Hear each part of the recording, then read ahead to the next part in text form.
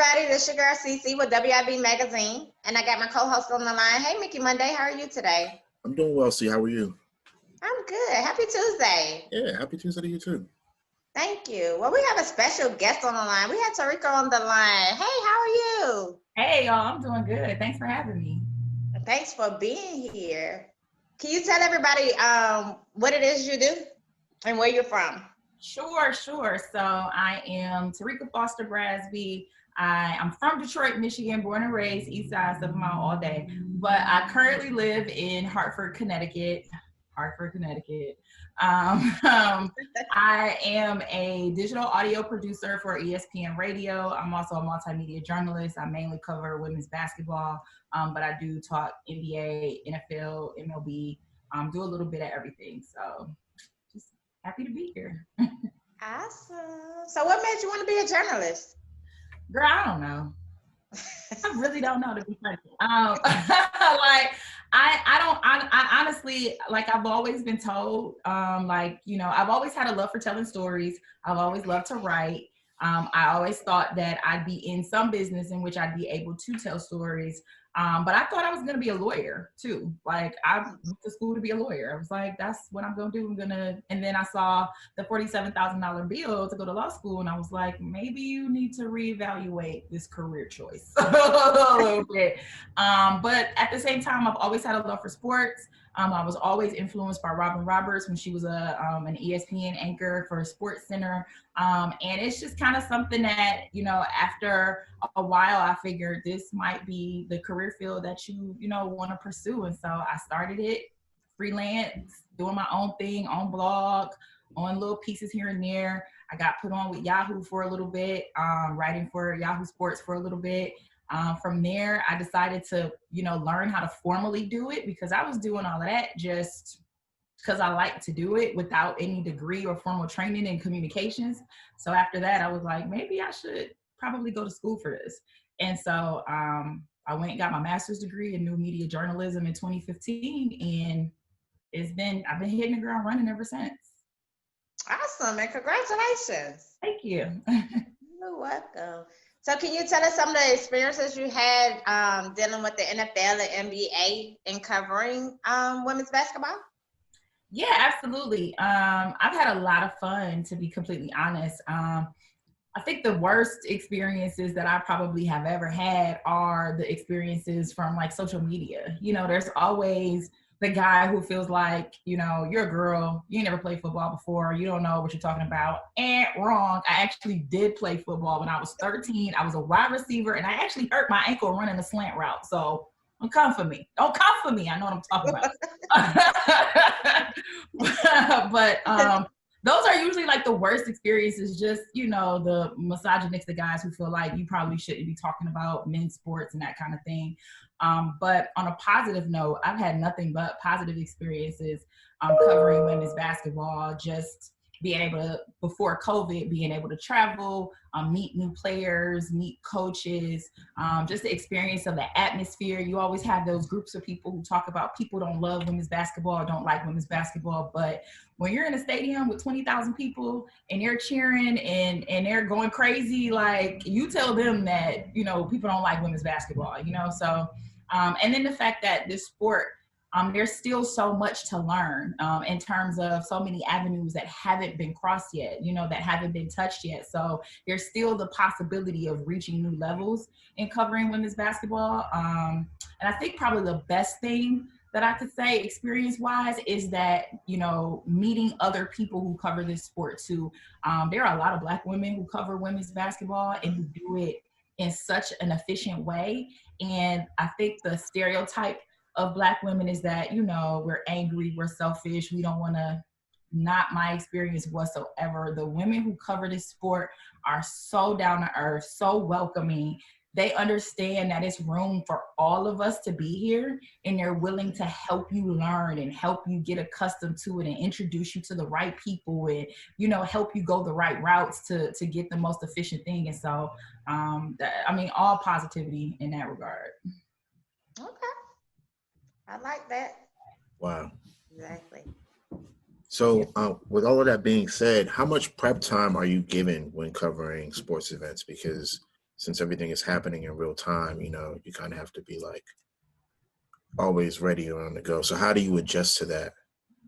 Yeah, no, you're right.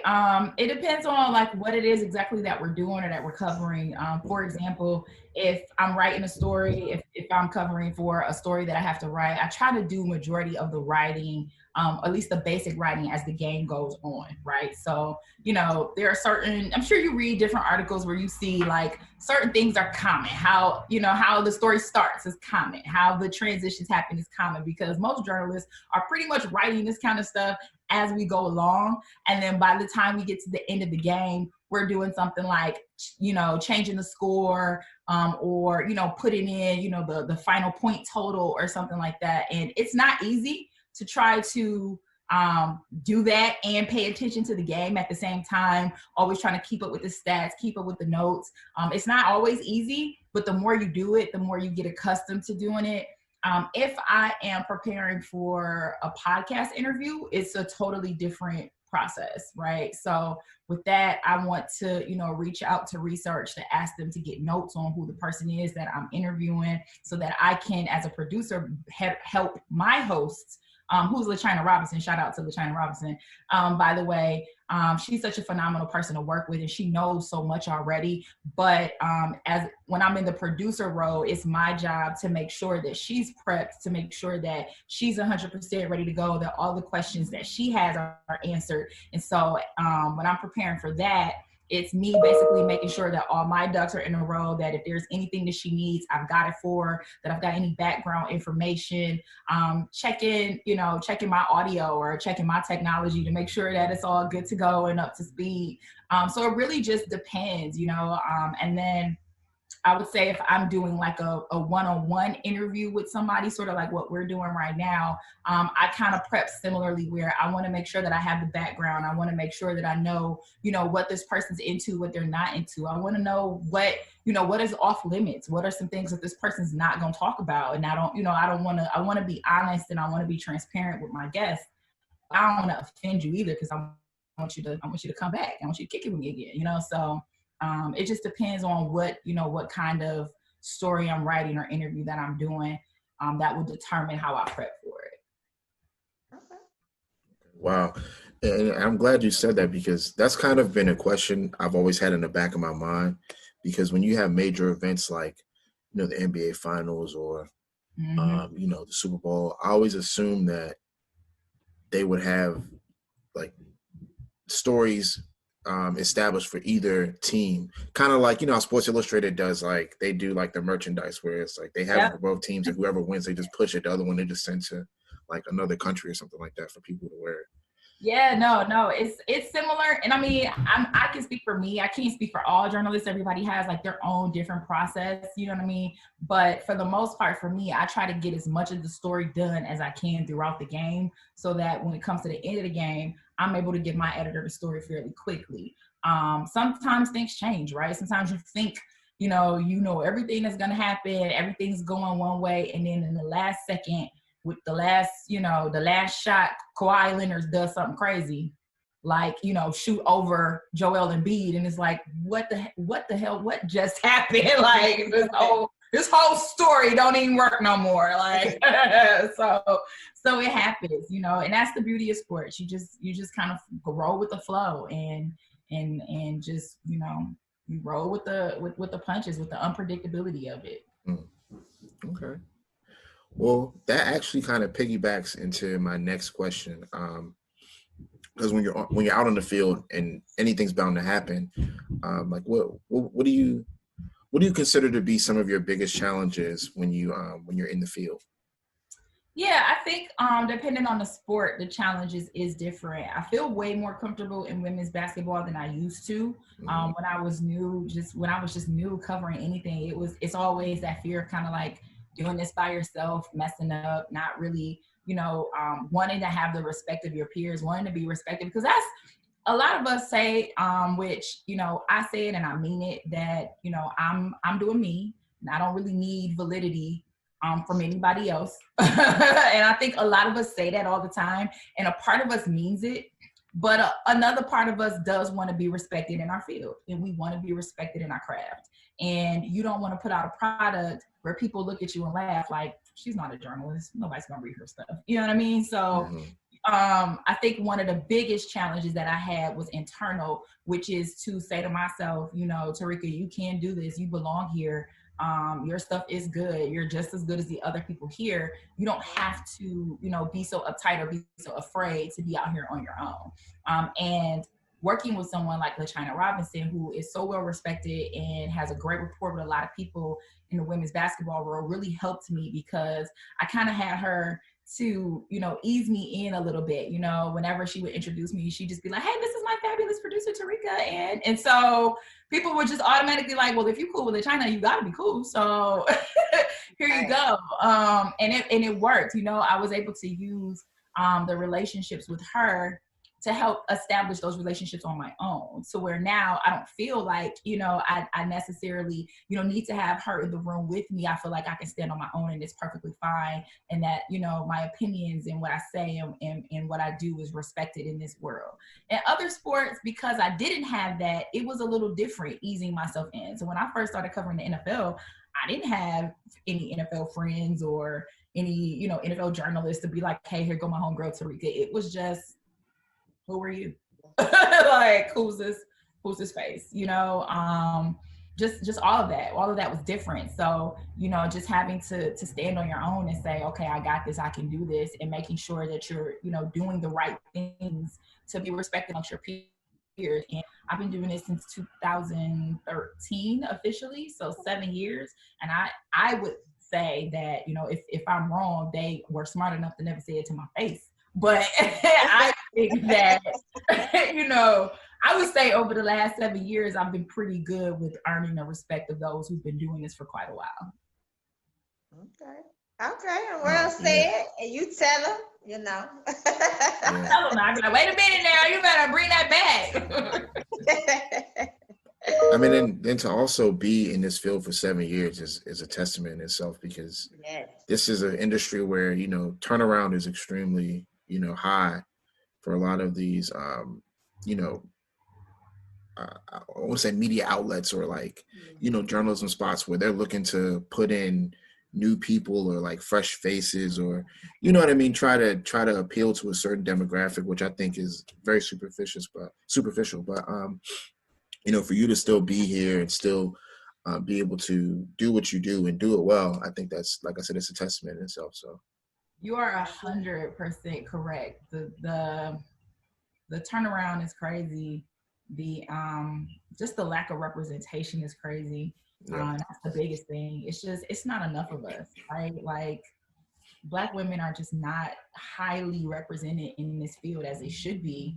And I appreciate seeing that change a little bit, or at least, you know, starting to see that evolution where you're starting to see more Black women on the sidelines. You're starting to see more Black women in bylines. You're starting to see, and that's not, you know, that's not like to crap on any other woman that's out there doing this, because it's not easy for women in a male dominated industry anyway. You know what I mean? It's not, and there are some who will let you know, we don't want you here. You know what I mean? Like, we don't really need you here. We don't care about your opinion. We don't care about your, you know, what your analysis is. There are plenty who are out there and will let you know it.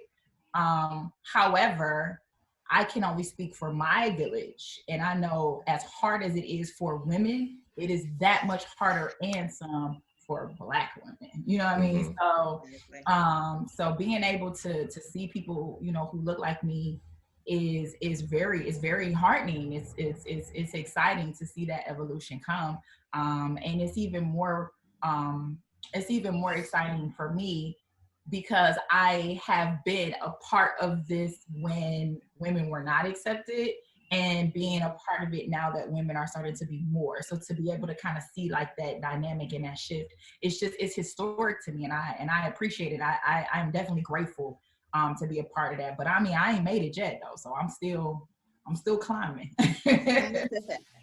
Well, you know, I had another question, but since you mentioned what you just did and you talked about representation, in a previous interview, I spoke with someone about the pay wage, or the wage gap, excuse me, in the pay that you know, other women in sports, you know, aren't receiving. So, for example, cheerleaders are very undercompensated for what they do, and you know, a lot of the entertainment comes from the cheerleaders when the football players aren't on the field. And you know, people consider cheerleading a sport as well, so I think they, you know, should deserve that kind of pay. But you know, stepping off of the field and looking into your realm here, where you have these journalists who are doing just as well as a good job as you know, their male counterparts. I mean, what do you think will need to change in that atmosphere to kind of get rid of that, like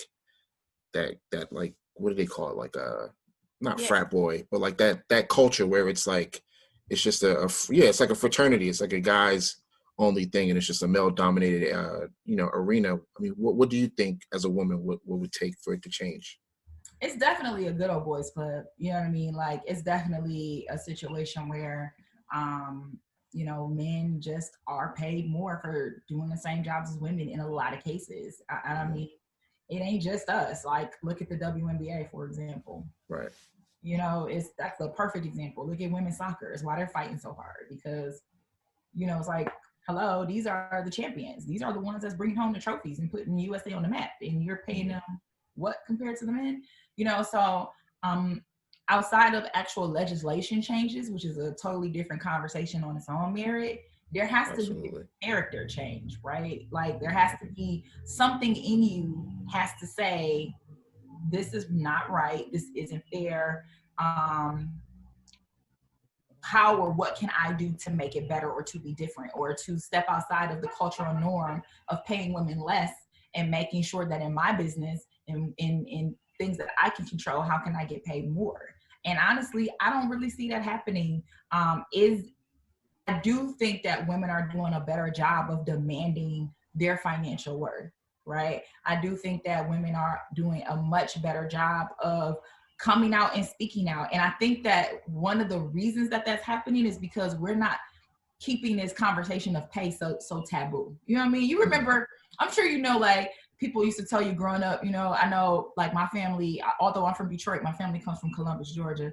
And they say, you know, it's certain things you don't talk about at the dinner table. You don't talk about politics and money. You know what I'm saying? Like, right. You know what I'm saying? So that's what they tell you. You don't talk about politics. You don't talk about how much you make and that kind of thing. And so when we're having conversations, because we've been raised and taught that that's taboo, a lot of times we don't even realize that the person we're working with or probably teaching how to do something is making more money than we do. Mm-hmm. But I think now people are starting to say, okay, maybe this really isn't such a taboo topic after all, and just kind of using that as a gateway to kind of end it, you know what I mean? To try to open the doors of, you know, equal pay and equal rights. So I'm hoping that continues. I see it. I know that there are definitely people who don't do half as much as what I do, and maybe more than what I do. And there's only so much that I could say about it, especially right now in a pandemic. It's very difficult to have conversations about, you know, about money and about wages, because there's so many people out here who don't even have a job right now. Right. You know what I mean? And don't have an opportunity to do anything for no fault of their own. So it's already a tough subject, even tougher right now. I work for a company that literally just laid off over 300 some people a little over a month ago. And that, you know, I'm watching friends of mine or people who are really related to send me emails like, you know, it's been great working with you. And I'm like, damn, yeah, it's crazy. So it's definitely tough right now, but it's a fight that will be never ending, because we are going to keep asking for what we're worth. And, you know, shout out to my girl Isis Haywood, who said on a panel I was on, you know your worth and add tax. Yes, boo. Yes. Like, yes. I'm here for that. Yes. Okay. Well, thank you for your your insight. And I hope that the conversation does continue to go on, though, seriously. For sure. So what are your goals for 2021? Do you have any projects coming out? Woo, goals for 2021. Besides hopefully being able to travel, because I need to get out of Connecticut. We all do. Okay, I need to get out. I'm scared of Georgia though. Y'all too lit down there. Yeah, I was like, wait a minute, Jesus. Y'all too lit in the club down there. But no, I do have some things that I'm working on. I currently started earlier this year before things got really crazy. I started this video blog called T Take Two, where I just kind of talk about whatever comes at the top of my head, right? I know I'm so synonymous with being in sports and women's basketball that I wanted to give people an opportunity, or just myself, the freedom to say what I wanted to say, how I wanted to say it. But I wanted to make it unique.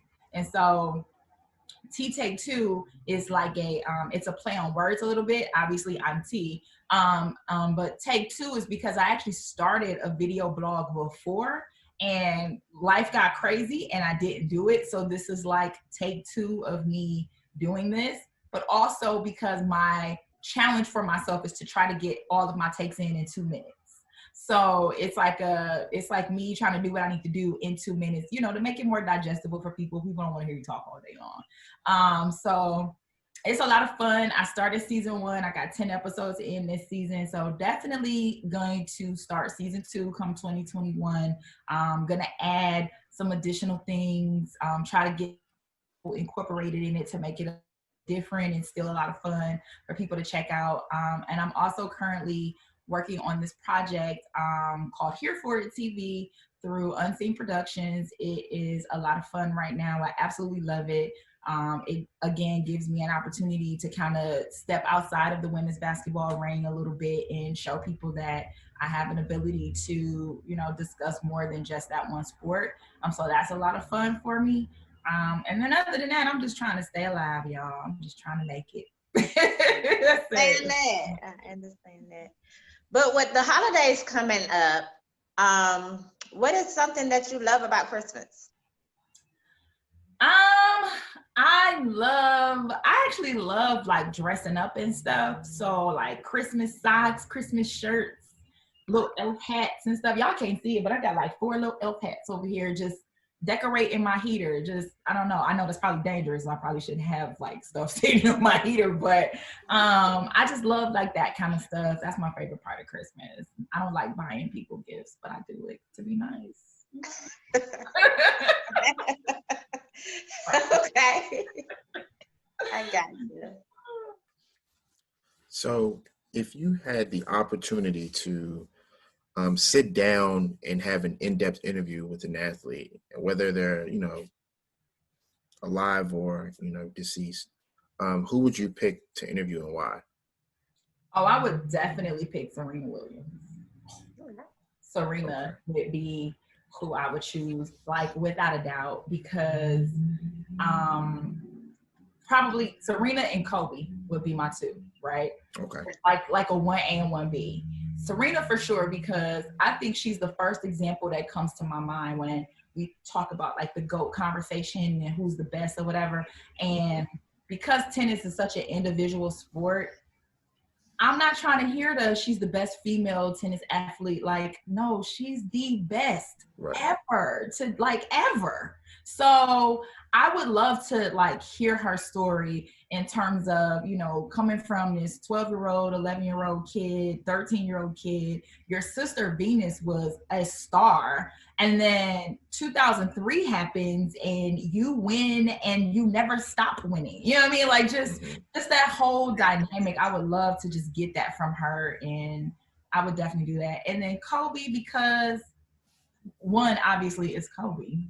Like, who wouldn't want to have a one-on-one conversation with Kobe? But 2, because I didn't like Kobe coming up. Like, I was not a Lakers fan. I thought Kobe was a crybaby. I was like, why he always whining? He want to be traded, blah, blah, blah. Like, I was not team Kobe at all. Like, no. And it wasn't because I didn't respect him as an athlete, but I'm also a fan. Like, I'm not just a sports journalist. I am a fan of sports. So sometimes it's hard to, take your fan hat off and, put your objective hat on. But I think that it would be a challenge for me to be able to sit down with someone who I openly did not always care for and be able to still have a conversation about what that journey for him was like.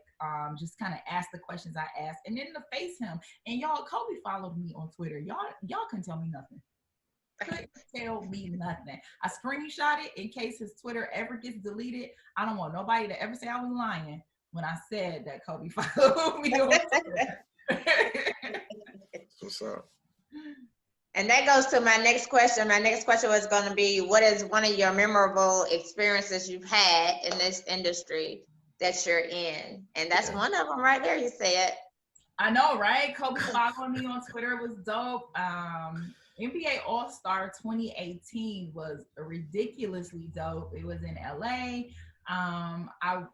While everybody's partying and having a great time, I actually went to go see the opening of Black Panther at the movie theater, and I was like, and literally the next day, I saw Chadwick Boseman just on the court for NBA for All-Star Saturday night, and I'm like, I don't know who I got a course or who I got above elbows with, but somebody is about to let me courtside, so that and you have your credentials and you can move around and stuff, but somebody gonna let me courtside so I can see Chadwick. And sure enough, talk to the right people, rub elbows with the right folks. They start bringing you on and introducing you. And a good friend of mine actually knew Chris Tucker, who brought us courtside and introduced us to Chadwick and his fiance Simone at the time. And I swear we was talking to Simone forever. I don't even remember what we was talking about because we were just so excited to be in the in crowd to be talking to them. We didn't even care. I don't even remember what we was talking about. I couldn't even tell you. We was talking to him, and then we were like, "Yo, do you think we could, take a picture?" And everybody was like, "Yeah, sure." And so Chadwick took a picture with us, and I was just like, wow. So, I mean, of course, now with his passing and how iconic he was, that's just another moment that I'm just like, yo, I got to meet Black Panther. Like, that was super dope. There's just so many awesome moments. Meeting Dawn Staley. What? Dawn Staley is just, she's so real. She's so Philly. I absolutely love her. She just drops gems every time you talk to her. That's just another iconic moment. We were doing a show at Women's Final Four in Tampa. And this was last year, matter of fact, in Tampa. And I tried to get Dawn Staley to come on our Around the Rim podcast. We did a live podcast at Final Four, and we tried to get her to come on, but she had a commitment for the Women's Basketball Association. And so I was like, okay, you understand, she has a commitment. She's not going to be able to make it. The show started at like 1:00. About, I want to say 1:05, Dawn texted me and was like, no, I'm lying. Dawn called me and said, hey, Terrika, this coach, y'all still got room for me to be on the show because I finished up my commitment early. I wasn't trying to miss it. And I'm like, what? First of all, you got my phone number? Like, Dawn Staley has my phone number. That's number one. Number two, you want to be on our show? Like, you finished up your stuff early so that you can come on our show? I'm like the kid in the candy store. Like, who is the Hall of Famer? You know what I mean? Like, this is the great Dawn Staley, and you want to come on our show? Ma'am, I don't care if I didn't have room. I got room for you. Like, so it's just things like that. That's just mind blowing. And I really feel blessed and grateful to be able to have these opportunities. May not mean much to other people, but they mean the world to me. I got you. Okay. Well, Mickey Monday, you have any other questions before we go into trivia? Actually, no, I don't. I mean, I do, but unfortunately, due to technical difficulties, just. Hopefully, next time, we have you come back on and then we can talk some more. For sure. I mean, shoot, let me know. Okay, so my trivia question is, what weird food combinations do you really enjoy? Weird food combinations. Oh my God, I don't know. This probably might be weird for some people, but it ain't weird for me. I like chitlins. Okay. It ain't really a combination of nothing, but I'll tear some chitlins up. People act like that's just, a sin against God to eat some pork. No, give me some chitlins, some hot sauce. I'm good to go. Okay. That'll work. That'll work. Yeah. You know what I mean? That'll work. That's cool. I'm not too big on chillings, but I'm glad you like it. Yeah, y'all secretly judging me, but that's all right. No, it's just, we not. It's bad. I have PTSD. Like anytime I hear the word chillings, you just smell it, and it's like I don't know. Thanks. I'll sit outside. Oh, that's terrible. I mean, garlic bread doesn't smell good either, but people like garlic bread, you know. I'll go to Olive Garden. I'm not winning this fight. It's all good. I take my Okay. So my trivia question is who was your childhood actor or singer crush? Oh, yes, I have a top 3. Okay. Let's go. I have a top 3, okay? I'm about to tell my age, but I got a top 3. So my number 1 always was, and may borderline still be, Jerome Jones, aka Romeo from the group Immature. I know he married. I'm married too. It's all good. I'm happy. You happy? Okay. We here. No. No, I always loved, that was my first. I always loved Romeo from Immature. That was my dude. Number 2 was Carmelo Anthony, because it was Carmelo Anthony. And number 3 was Nick Cannon, because he was so funny. I just loved him being so funny, and he was so cute. And I was like, oh my God, it's Nick Cannon. Yeah. My husband be like, girl, bye.